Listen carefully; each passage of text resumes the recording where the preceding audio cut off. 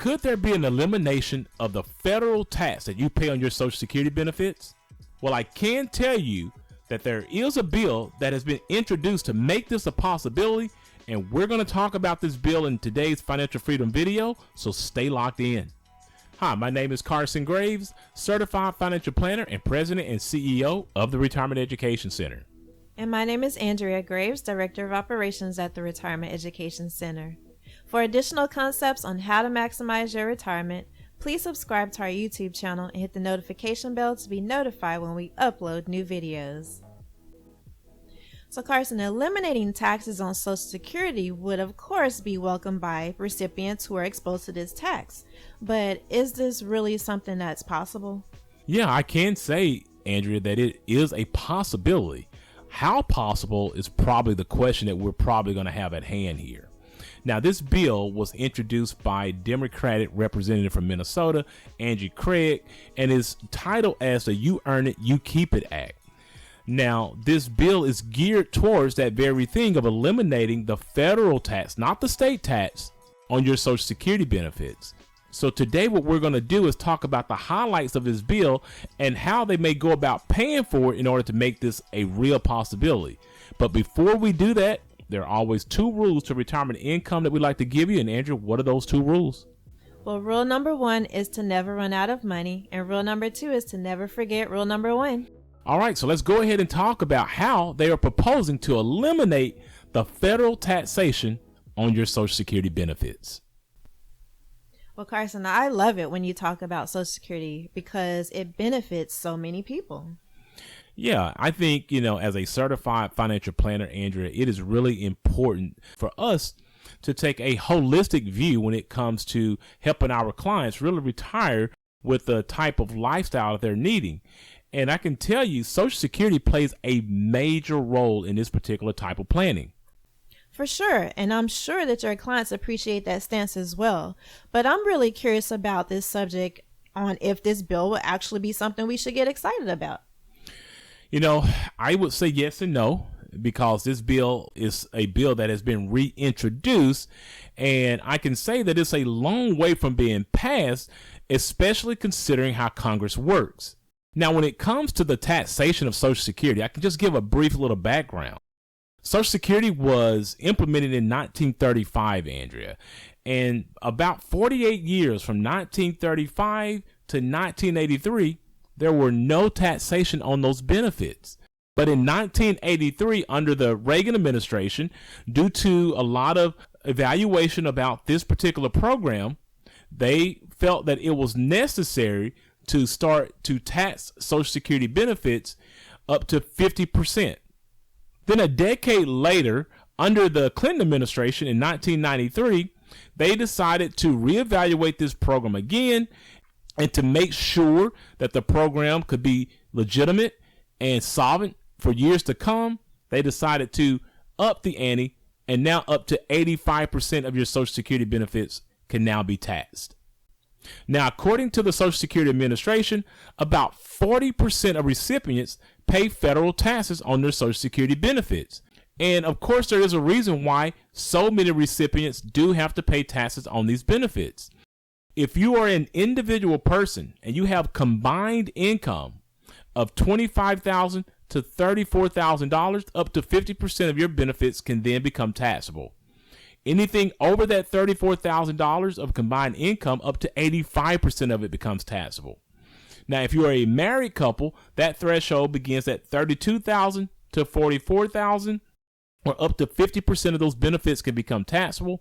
And any combined income over $44,000 up to 85% of your benefits as it pertains to Social Security can become taxable.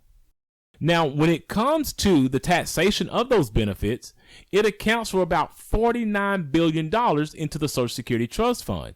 So eliminating this tax could cause a problem with a program that is already on its last legs.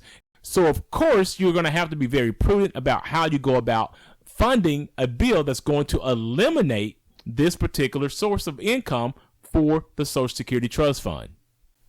Now, Carson, I've come to know that there's never a free lunch when it comes to the government eliminating revenue. So what's the catch with this new bill? Well, I don't know if there's a catch, but I will say that yes, there is never a free lunch. Now, what they're planning to do, Andrea, to pay for this bill is to apply FICA taxes on income of $250,000 and higher. Now, currently, you're capped in 2024 to pay FICA taxes into Social Security on income up to $168,600. And this cap is seemingly going to go up over the years. But what they want to do in order to pay for this particular bill is to start taxing income of $250,000 and higher.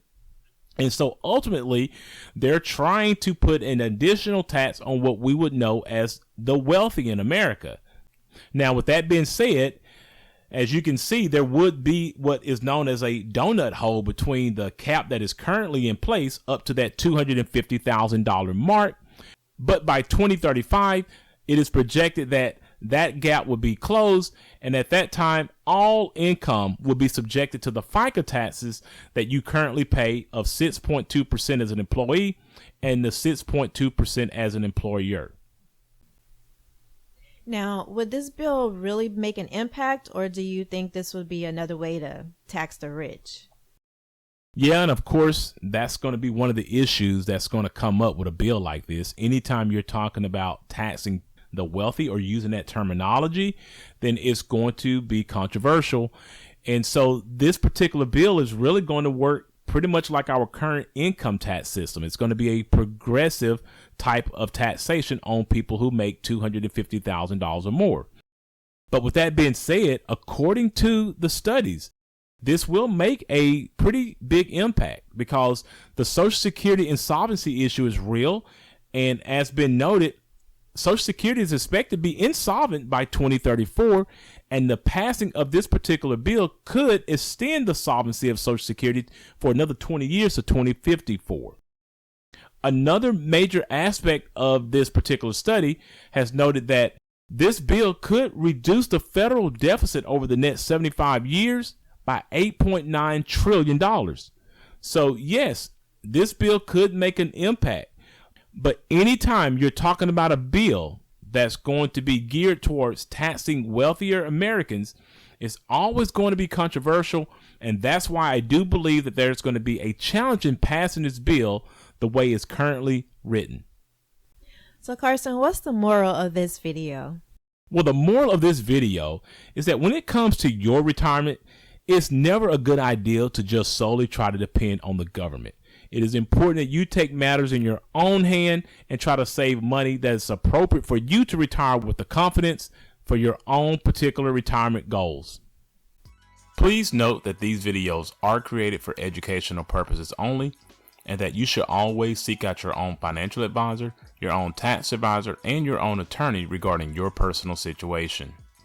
Also, if you are looking for an independent fiduciary advisor to help you with these types of complex financial matters, we highly recommend that you utilize the links in our description below and go ahead and schedule a 1-hour free consultation with us today. After this video, please check out our other videos that will give you tips on how to maximize your retirement. And if you like this video, please give it a thumbs up, subscribe to our YouTube channel, and share it with a friend. Thanks for watching, and remember, if you have questions, we have answers.